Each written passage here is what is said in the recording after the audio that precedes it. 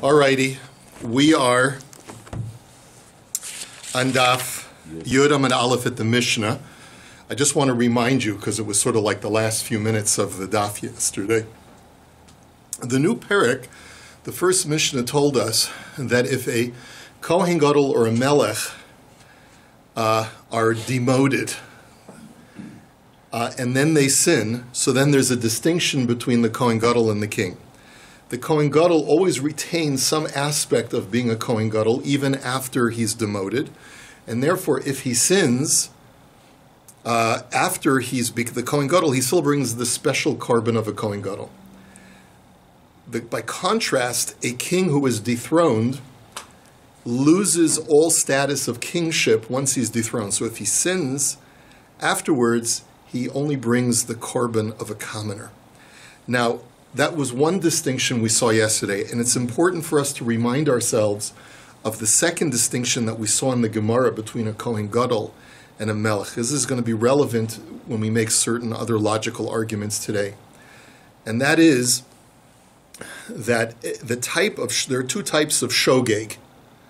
The shogeg that we've been dealing with primarily in Maseches Horayos is where a person mistakenly thinks that something that is really forbidden is permitted. The classic example is chaylev. Either Beis Din tells him or he tells himself that chaylev is permitted. And then he eats it. And then he discovers that he was wrong. That's called helem davar. That's not realizing the halacha. The second kind of shogeg is where a person knows the halacha, but is not aware that he's eating the chaylev. He thinks he's eating shuman. That's called shigagas maisa without helem davar. Okay? Now we had said that so this is another important difference between a king and a Kohen Gadol. A king brings his special carbon regardless of which type of shogeg it is, whether it's just shigagas maisa or if it's with helem davar. And a Kohen Gadol only brings his carbon when there's helem davar, when there's a lack of halachic knowledge. Okay, he thinks that the chaylev is permitted. But if he eats it knowing that chaylev is prohibited, but thinking that what he's eating is not chaylev, he does not bring a special Kohen Gadol sacrifice, he brings a commoner sacrifice. That's all you need to know for today. If you got those 2 points, you're ahead of the curve. Okay, now the next Mishnah is contrasting itself with the previous Mishnah. This Mishnah is talking about a halacha of not what if they sin after they're demoted, but what if they sin as commoners before they rise to their special status of Kohen Gadol and king. So the Mishnah says, Chatu ad shelo nismanu v'achar kach nismanu, harei elu kehedyotos. So the Tanakama says they are treated as commoners. In other words, even a Kohen Gadol is treated as a commoner. So he sins as a commoner, and then he becomes Kohen Gadol before he has a chance to bring his korban chatos. He's still treated as a commoner because at the time when he sinned, he was a commoner. But Rabbi Shimon Omer, he disagrees, and he says, Im noda lahem ad shelo nismanu chayovin, umishenismanu peturim. He says it all depends when they discovered their sin. If they discovered their sin before they rose to the status of Kohen Gadol or king, so then I agree with the Tanakama, because they sinned when they were commoners and they discovered their sin when they were commoners. But if they only discovered their sin after they became a Kohen Gadol or a Melech, they're piturim. They are exempt. Now, it sounds like, it's not a little bit ambiguous, but it sounds like at face value that Reb Shimon holds that since they have changed their status completely, they don't bring a korban chatas at all. But Reb Shimon essentially holds that the trigger, and by the way, Rashi says that this applies, Reb Shimon argues with the previous Mishnah as well. Reb Shimon says that the trigger mechanism is not the moment that you sin, but it's the moment when you discovered your sin, when you discovered your error. And therefore, whenever you discover your sin, will determine whether your status is a special status or whether it's a commoner status. Now, the last thing that the Mishnah says is just something incidental. It says, Ezehu nasi zemelech, shenamar mikol mitzvos Hashem Elokav, she'en al gabav ela Hashem Elokav. By the way, we've been talking about the nasi all along. You know who a nasi is? It's a king. That's why we've always defined nasi as a king. And why do I say that it's a king? Because he has to be someone where there is no mortal authority above him. The only authority above him is Hashem himself. Because it says in the description of the king that if he sins by violating any mitzvah of the Lord his God, which means the Lord is the only one who is his God, is his Lord, his master, and no one else is his master. Okay, the Gemara now says, Minahani Mili. So how do we know this concept that if they sin before they rise to their special status, they are treated as a commoner? The Tanu Rabbanan, Im HaKohen HaMashiach Yecheta, Prat Lekodmos. So the verbiage of the pasuk indicates that. It calls him the Kohen Gadol, and right adjacent to calling him a Kohen Gadol, it says he sins. And from that adjacency and the way that the pasuk is phrased, it tells me that he has to sin while he's a Kohen Gadol in order for him to be liable for this carbon. If he sins before he becomes a Kohen Gadol, he will not be liable. V'halo dinhu. And why do I need a pasuk? So the Bryce is going to speak out why I need a brisa, and it's going to turn out because I could make logical arguments in either direction. Because I could make the following logical argument: Umanas yishemevi b'shegeg asmaisa ein mevi al hakodmos. Mashiach shein mevi al helam davrim shegeg asmaisa ein odin shelo yavi al hakodmos. So the first logical argument is based on comparing the Kohen Gadol to a king. On the one hand, a king also does not have to bring a special carbon if he sinned before he became a king, and we'll see that from the next brisa, which brings the pasuk by a king, that until he becomes a king, if he sins before then, he does not bring a special carbon. So basically, what the logical argument works like this: a king's special carbon is brought for both kinds of shogeg, and a Kohen Gadol's special carbon is brought only for one kind of shogeg. So we see that a king's scope of special carbon status is much wider than a Kohen Gadol's. And yet he, the king, still does not bring a carbon if he sinned before he rose to kingship. So surely a Kohen Gadol, whose scope of special carbon status is even narrower than a king's, should not bring a carbon if he sinned before he rose to Kohen Gadol status. So lo, but then I'll give you another logical argument in the opposite direction.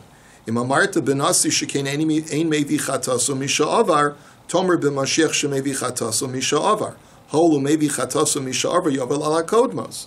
But the opposite argument is, look at yesterday's Mishnah, where we saw that a Kohen Gadol has an advantage as far as special carbon status over the king. That even if he sins after he was demoted, he still brings a special carbon where a king doesn't.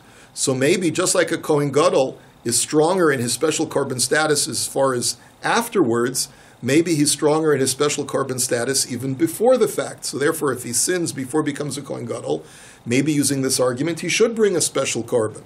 So therefore, Talmud Lomar HaMashiach Yecheta Chata Kishuhu Mevi Mashiach Mevi Kishu Hejot Eino Mevi.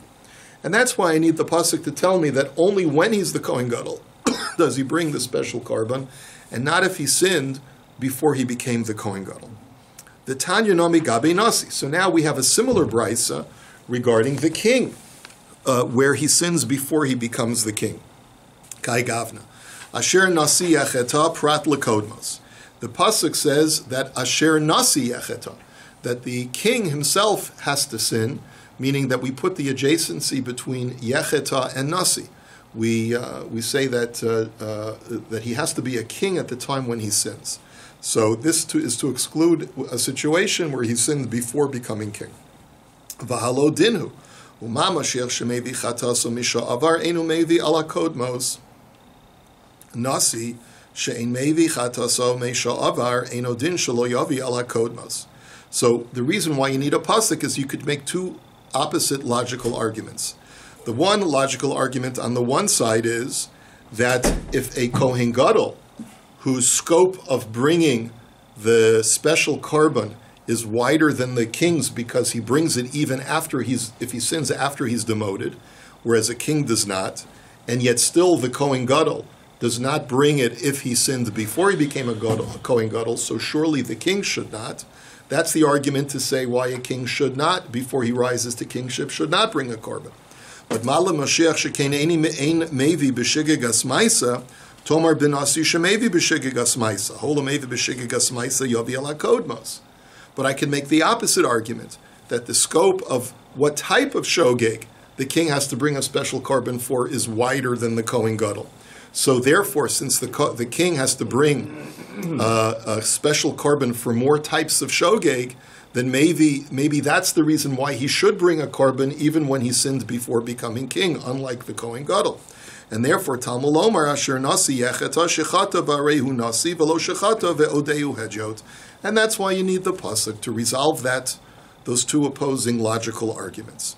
Okay, that's the hard part of today's Gemara. We're done, and now we're going to slide into the easier stuff. Tanu Rabbanan asher nasi yecheta yachol gezerah. The Brisa says when the nasi sins. Now notice the Brisa is picking up on the fact it doesn't say if the nasi sins, it says when the nasi sins. So you might think that that's a divine decree. Talmud Lomar im hakohen hamashiach yechta malahalan lechesh yechta avkan lechesh yechta. And like the Tosfos Harash speaks out, it appears that the Gemara is making a gezerah shava. It says yecheta by the Kohen Gadol, and there it says if. And so therefore the yecheta that's written by the king also implies if.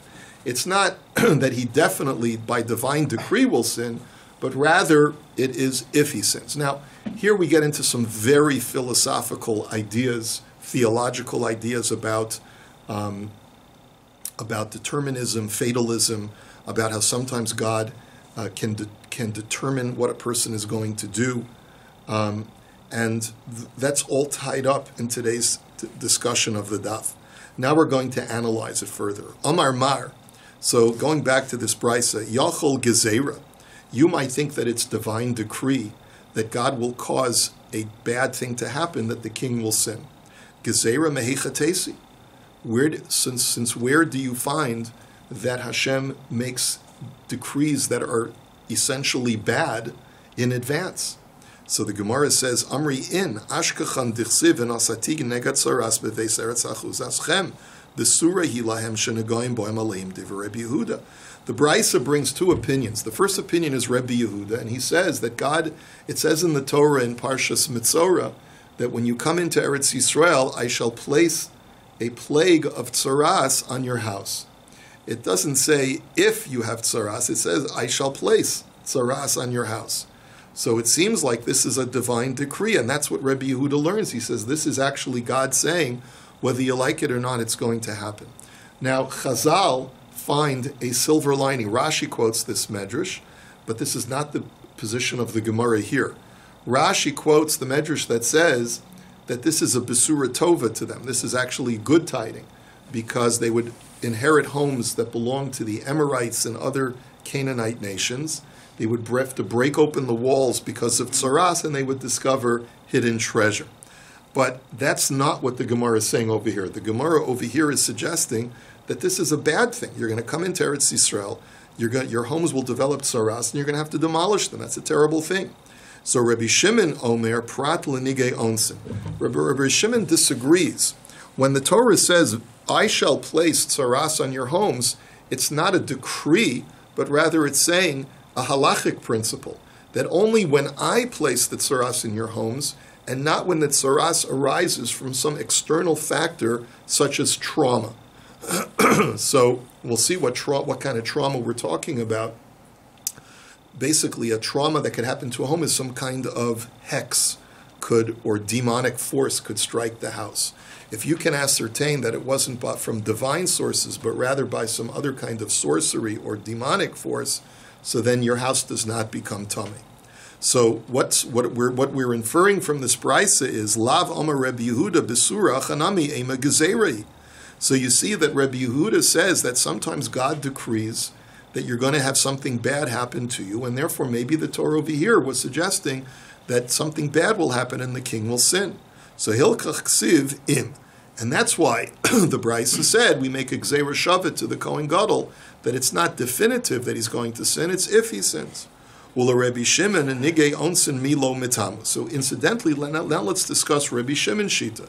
He says the pasuk is just trying to tell me a halachic principle that it's only when the tsaras is a result of divine decree, but not a result of trauma.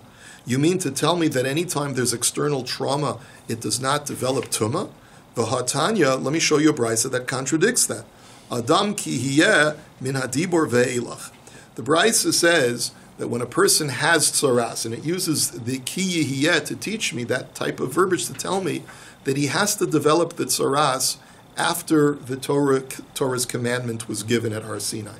But let's say a guy standing at Har Sinai and he hears the law of tsaras and he's already got it, so then it doesn't count. He doesn't become tamei.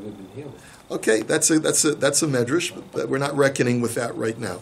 So the Gemara now says v'halo dinhu tamei bizav v'tamei b'negoyim mazav min hadibor ve'elach af negam min hadibor ve'elach. So the Gemara says the reason why I need a pasuk is because I could have made a logical argument in either direction.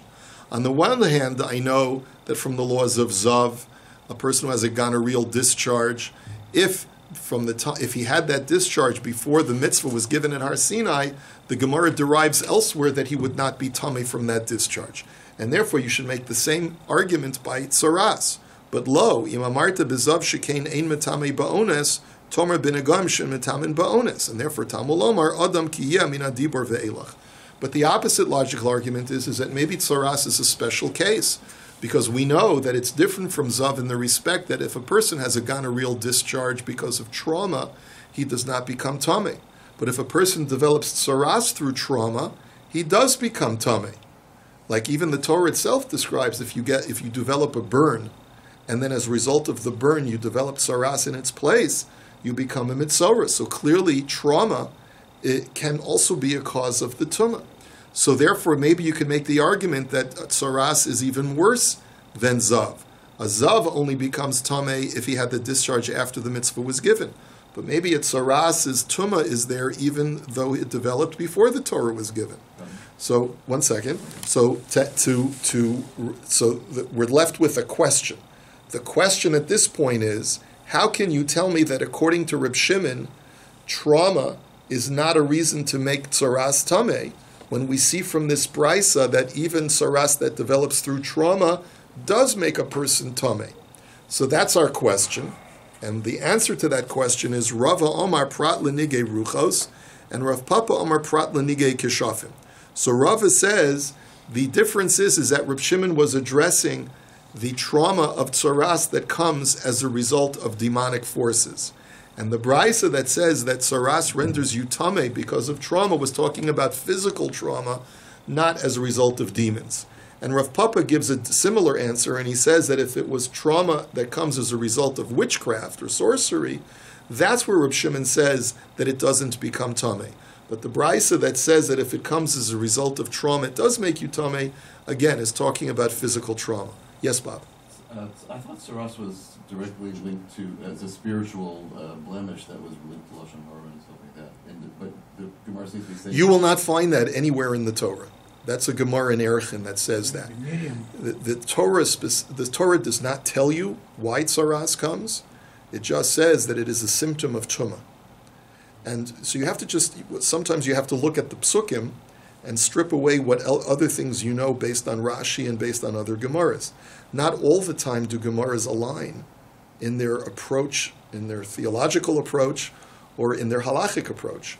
So what you're saying is 100% correct based on a different Gemara, but that doesn't really necessarily have any pertinence to our discussion over here. Am I answering your question? Okay. Miriam also had tsaras. Tana Rabbana. The Brisa now says, Asher nasi echeta prat lechola. So the Brisa now says, when a king shall sin, he has to bring his special korban. But says the Brisa, he has to be a king at the time of the sin. If he sins at a time when he's sick, and therefore cannot perform the functions of a king, in that he sins during that sick period, he does not bring his special korban. Because even though he really is by title a king, but functionally he's not a king, and therefore does not bring the special king korban. Mishum dahava lechole itchile minisiyuse, because since he was sick, he is precluded from performing his monarchical responsibilities. Amar Rav Avdimi bar Chama prat lenasi shenitztara. Similarly, Rav Avdimi says the Torah is excluding a king who develops tsaras. He too is precluded from his function. Shenamar vayinaga Hashem es hamelech vayihi mitzarad yom moso vayeshe bebeis hachufshis v'yosam ben hamelech al haboyis. So, as it says, that God afflicted King Uzziah by giving him tsaras, and he was a mitzorah for the rest of his life, and he sat in what's called the Beit HaChofshit. Now, Beit HaChofshit literally means the house of freedom. Basically, he was freed from his monarchical responsibilities, and therefore his son Yotam took over for him. So the Gemara now makes an incidental remark, which is a very important philosophical issue. So you see that up until then, he was considered to be a slave. If he went into the house of freedom upon being relieved of his kingly duties, it means that a king really is a slave to his job.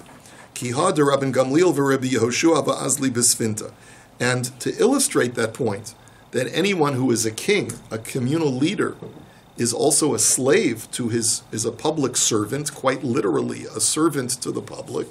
To illustrate that, let's look at the following story. Rabbi Gamliel and Rabbi Yoshua were once traveling by boat.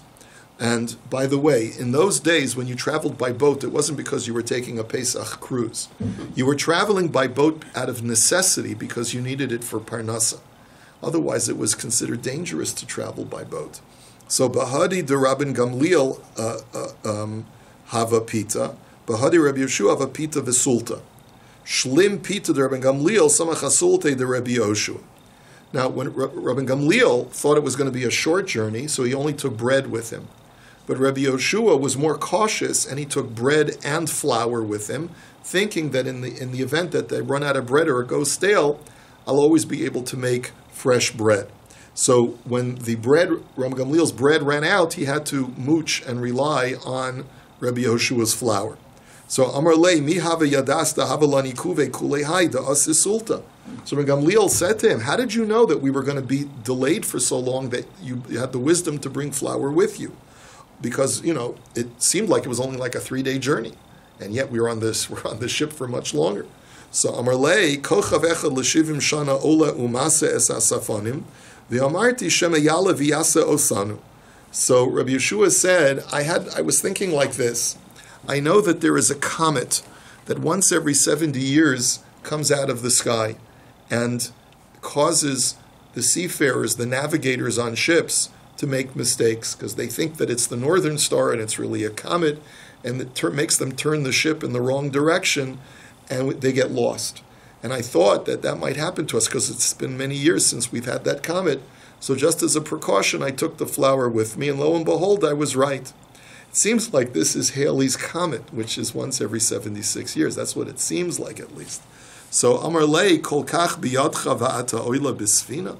So, Rabbi Gamliel says to him, you are so wise, Rabbi Yehoshua. One would think that someone that is so wise and is so indispensable to the community would support him. What are you doing on a ship trying to find parnasa? Why isn't the community sustaining you? So Amar lei ad sha'ata tama alai tamei al shnei talmidim sheyesh lecha b'yabasha Rabbi Elazar Chasma v'Rabbi Yochanan ben Gudgida sheyodin l'shar kamatipos yesh bayam ve'ein lahem pas lechel v'lo beged lilbosh. He says, you're wondering about me? Why don't you ask the question, an even better question, about the two Talmidim in the Beis Medrash? One's name is Rabbi Elazar Chasman, the other one's name is Rabbi Yochanan ben Gudgida. They are even wiser than I am in scientific matters. They know how to calculate how many drops of water there are in the ocean. And yet they have no food to eat and they have no clothes to wear. So you see that wisdom is not correlated to the economic support that one is due from the community.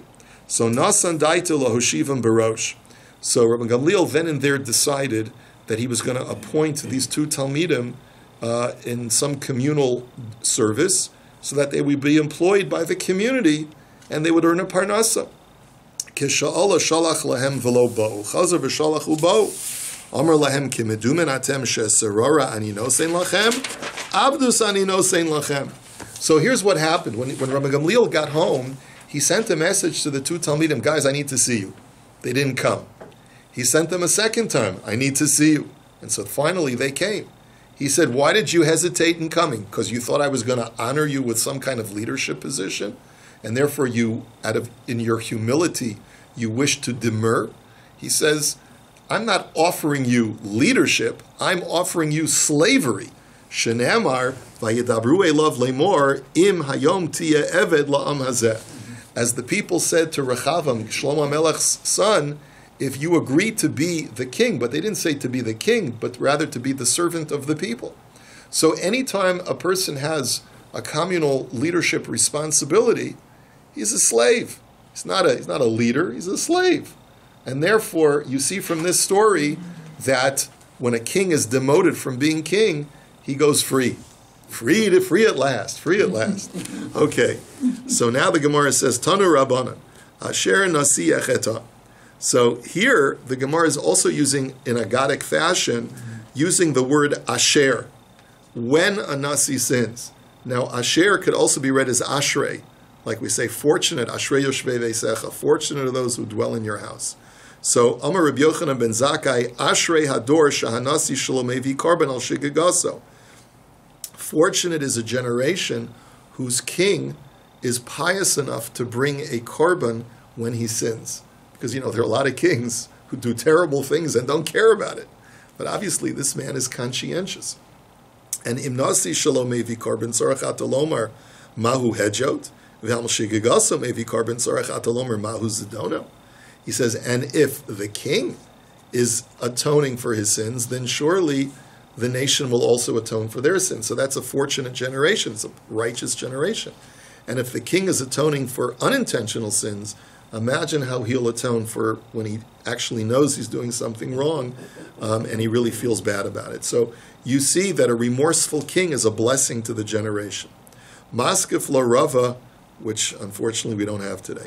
Maskif la Rava berei derabba, ele me'ata dichsiv ve'es asher chata min hakodesh yishalem, u'v'yeravam ben avat dichsiv be asher chata v'asher hecheti yachanami da'ashrei adoru? Question mark. 1 second, you're telling me that the word asher that appears in a pasuk implies something that's positive and fortunate? What about the fact that it talks about a person who violates the temple with tumah? It says, Ve'es asher chata min hakodesh yishalem. He uses the word asher over there. That's not a positive thing. And what about the story about Yeravam ben Nevat? It says asher in that pasuk twice, that he sinned and he caused other people to sin. The word asher over there can't be meaning something fortunate. So the Gemara answers, Shani hacha deshani kra b'dibure. No, you don't understand. Asher many times just means when. But when it's used abnormally, like it's used in the pasuk of Asher nasi echeta, because really, as we said before, it should have said v'im nasi echeta, and instead it uses the word Asher, it's coming to communicate a message that fortunate is the generation. Dorash Rav Nachman bar Rav Chisda mai dichsiv yesh hevel asher naseh al haaretz. What does the pasuk in Koheles mean when it talks about theodicy? It says, I've seen something that is vanity in this world, that many times the righteous receive what is deserving for the wicked, and the wicked receive what is deserving of the righteous. So what does that mean? Ashreyim, and there the word asher is used in the context of the righteous receiving that which is due to the wicked. So what does it mean? Ashreyim litzadikim shemagia aleim kemaase harishayim shel olam haba ba'olam hazeh. Oy lahem l'rishayim shemagia aleim kemaase tzadikim shel olam haba ba'olam hazeh. So what it means is like this. We know that many times Hashem causes the righteous to suffer in this world to preserve their entire reward for the next world. And Hashem lets the wicked prosper in this world to preserve their punishment in the next world. So fortunate are the righteous who receive the punishment of the wicked, the wicked's olam haba in this world. In other words, they suffer in this world so that their reward is intact for the next world. And cursed are the wicked who receive the righteous olam haba in this world, and as they prosper in this world, in order that they can receive their full penalty in the next world. So basically, it's explaining why the righteous suffer and why the wicked prosper. So Amar Rava atut tzadiki I achli tre'almi misanilu. So Rava asked the classic Jewish question: would it be so terrible if a righteous Jew prospered both in this world and the next world? If he had a good meal in both in this world and in the next world? You just imagine Tevye turning up to God and says, would it ruin some divine plan if I were a wealthy man? In other words, just because I'm going to get a good portion in Olam Haba, does that mean that it's so terrible if I get a good portion in this world as well? Why are you telling me that that's fortunate to the righteous? So Ella Amar Rava, Ashreyim letzadikim shemagi aleim kemaisa harishayim shel Olam Hazeh ba'olam hazeh, oy lahem l'rishayim shemagi lem kemaisa tzadikim shel Olam Hazeh ba'olam hazeh. And therefore, I have a different way of reading it. Fortunate are whom? Are the righteous who receive the Russia's Olam Hazeh in Olam Hazeh.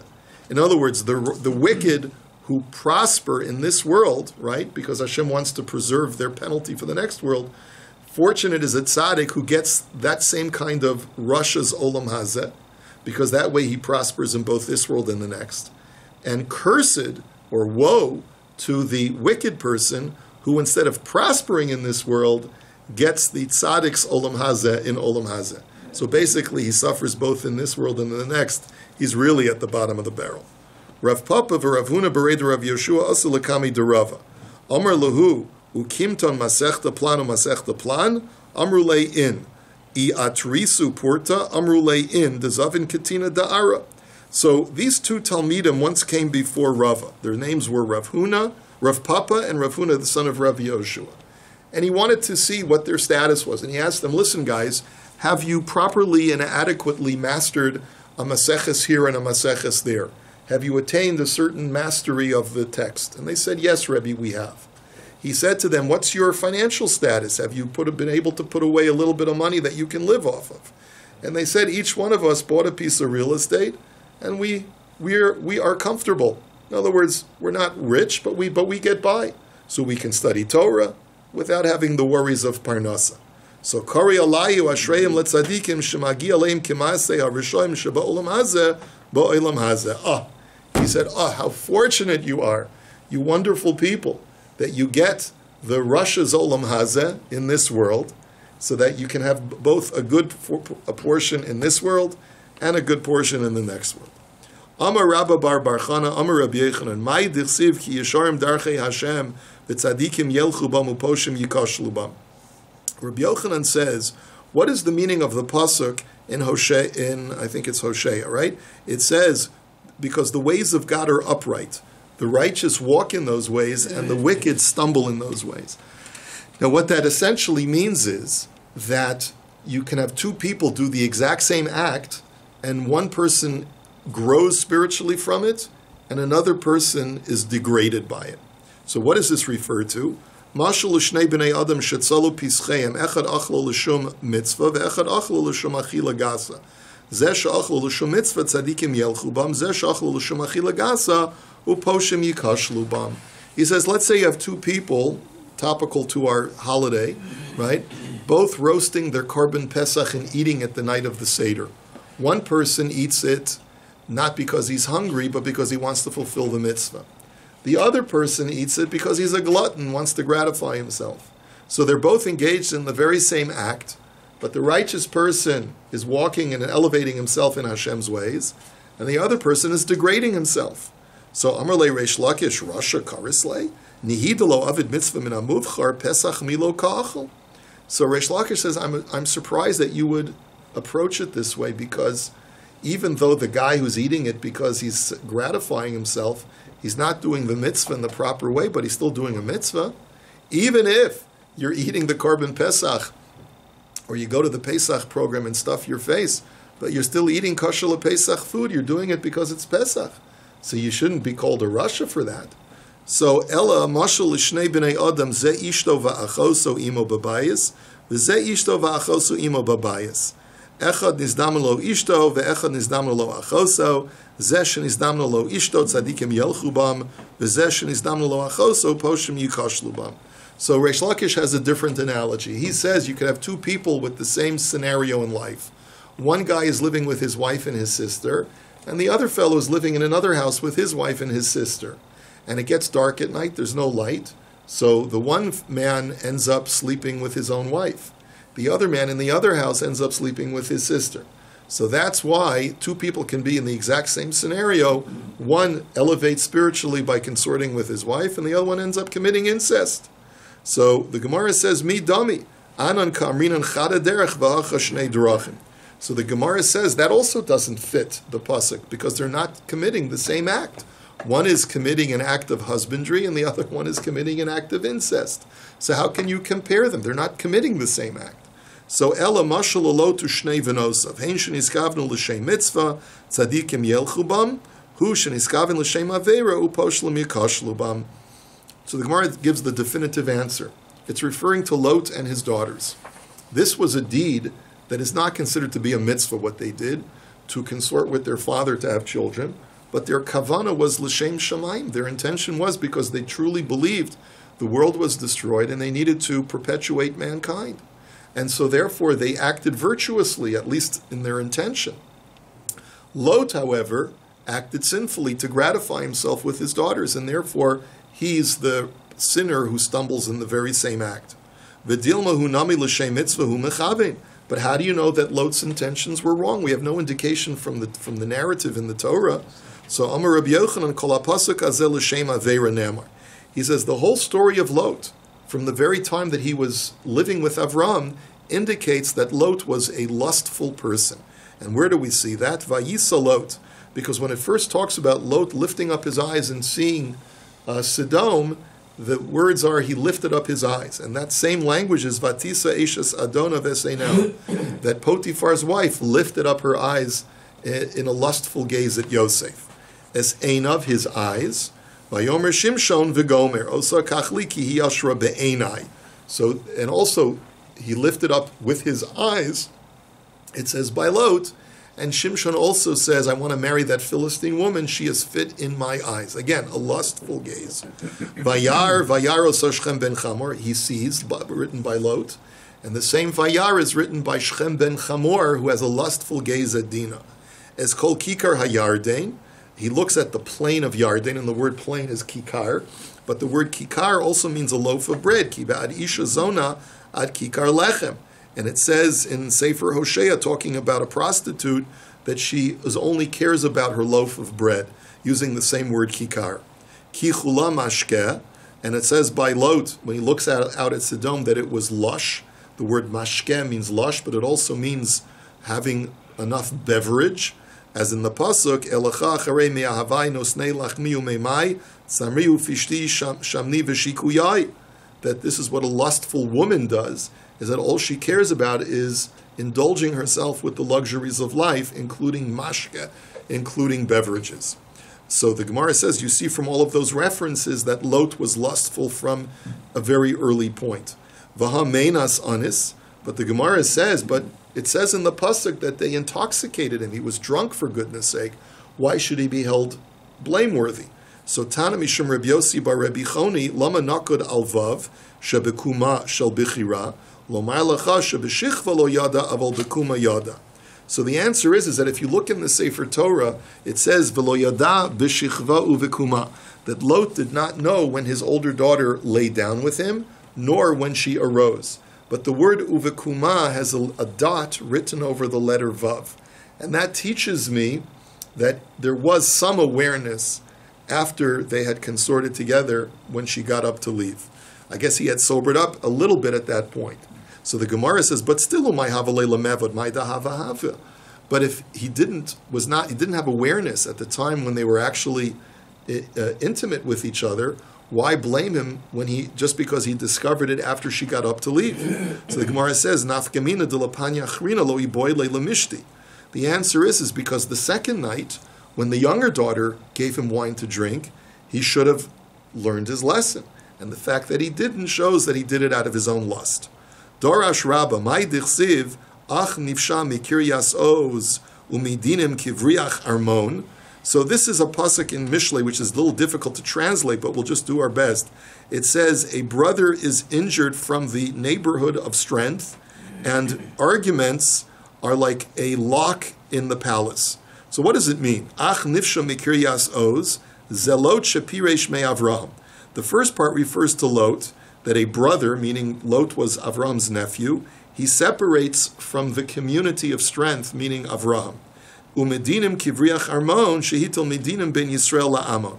And the latter part of the pasuk is that he placed fighting in between Israel and Ammon, who are his descendants. In other words, from the time that Lot separated from Avraham and acted lustfully, he embedded within his future progeny that tendency to separate and be at war with the Jewish people. And that's why Ammon and Moab, his two descendants, are always in a state of fighting with the Jewish people or strife with the Jewish people. Shenamar lo yavo Ammoni u'Moavi bikal Hashem, as it says, an Ammonite and a Moabite may not come in the congregation of God, again tracing itself back to Lot. Dorash Rava v'temer Rabbi Yitzchak ma'idr siv l'savo yevakesh nifrad b'chol tushia yiskala. Another difficult to translate pasuk in Mishlei, that for lust there shall be a desire for separation, and for all tushia, which is means weakening, but it also is a code word for Torah, because Torah weakens a person's body. Yiskala, there shall be revelation. So what does this mean? L'sava yivakesh nifrad zelot shenifrot me Avram. That for lust there shall be a desire for separation. This refers to Lot, who separated from Uncle Avraham because of his lusts. B'chol tushia yiskala, that in all weakness there is revelation. Sheniskala klono b'vati kinesios uv'vati midrashos, that this teaches me that Lot's lustfulness is revealed whenever you go to a synagogue or a beis medrash and you learn the story of Lot. Ditznan Ammoni Moavi asurin isuran isur oilam, that they are permanently precluded from entering into the Jewish people, and that's something that appears both in the Torah and appears in the Mishnah as well in the beis medrash. Va'omar Ula further said, using the same theme of that two people can commit the same act, and one is virtuous and the other one is evil. Tamar zansa v'zimri zina. Tamar zansa yatsu mimena malachim unavim. Zimri zina naflu kama rivavos mi Yisrael. Tamar committed an act of lewdness, but it was l'shem shamayim, and therefore her progeny were kings and prophets. But Zimri, the tribal prince of Shimon, sinned in Parshas Pinchas, Parshas Balak and Parshas Pinchas, and as a result, tens of thousands of Jews died. Amar of Nachman bar Yitzchak, Gedola avera lishma mimitzvah shelo lishma. Shenemar tivarach minashim yael eshes chever hakeni minashim ba'ohel tivarach. That sometimes you see that a sin that is done for the sake of heaven is even better than a mitzvah that is done not for the sake of heaven. And we see this from Devorah's praise of Yael. Yael, as we know, seduced Sisera, the Assyrian king, and eventually killed him as a result. But she had to sleep with him. So Devorah praises her sin and says that she is greater than the women of the tent. Ma ninhi nashim ba'oel Sarah Rivka Rachel v'Leah. This refers to the four matriarchs, that what Yael did is even more virtuous than them. Now, Aini, is this really so that you can say that an Avera Lishma is greater than a mitzvah Shelo Lishma? V'ha'amar of Yehuda Marav la'olam yasok adam b'torah u'v'mitzvahs afilu Shelo Lishma shemetoch Shelo Lishma bo Lishma. But there still is redemption in doing a mitzvah Shelo Lishma, as we know that a person should always engage in mitzvahs and Torah Shelo Lishma, because you'll eventually come around to do them for the altruistic reasons. So the Gemara answers, Ema kim mitzvah Shelo Lishma. You're right, it's not that we're totally negating the value of a mitzvah Shelo Lishma, but we're saying that an Avera Shelo Lishma, an Avera rather Lishma, is as good as a mitzvah Shelo Lishma. They're on the equal footing. Amar Rabbi Yochanan, Sheva be'ilos bo'al osa rasha ba'osa shash, and Amar ben ragleha karana fal shacha v'goymer. That in that story of Sisera and Yael, he consorted with her 7 consecutive times. And she did this in order to weaken him so much that he would fall asleep and she would be able to kill him while he was sleeping. Wait a minute. V'hakam ishanya me avera. But how could you say that Yael is to be praised if she benefited from that commission of sin? The Gemara answers, Amar Rabbi Yochanan Mishum Rabbi Shimon ben Yochai, Afilu tovasam shel rishoyim ra'a hi eitzel tzadikim. That even something that would normally, that a wicked person would find to be pleasing and pleasant, a tzaddik looks at that and recoils, even a sexual act. Amar Rav Yehuda Amar Rav, la'olam yasok adam b'torah v'mitzvos afilu shelo lishma, shemitoch shelo lishma bo lishma. Shebischar mem beis karbano shikriv bola karasha, zacha v'yatzasa mimenu rus. That a person should always do virtuous things even for the wrong reasons, because eventually you'll get into the habit of doing virtuous things and you'll end up doing them for the right reasons. An example of this was Balak. King Balak, the king of the Moabites, ordered for 42 sacrifices to be brought in order to curse the Jewish people. But because he did a virtuous act when you strip it away from its intentions, he was rewarded in that eventually Ruth the Moabite descended from him. The Amar Rabbi Yossi b'Rabbi Chanina, Rus bas beno shel Eglon, ben beno shel Balak melech Moav. As we know that Ruth was the granddaughter of Eglon, who himself was the grandson of Balak, the king of Moab. So therefore we see that Balak is ultimately rewarded for a virtuous deed, even though the intentions were evil. And this is where we'll hold it for here today. But basically you see that you should always get into the habit of doing good things, even if you're not feeling it, even if you're not doing it for virtuous reasons. Have a wonderful day.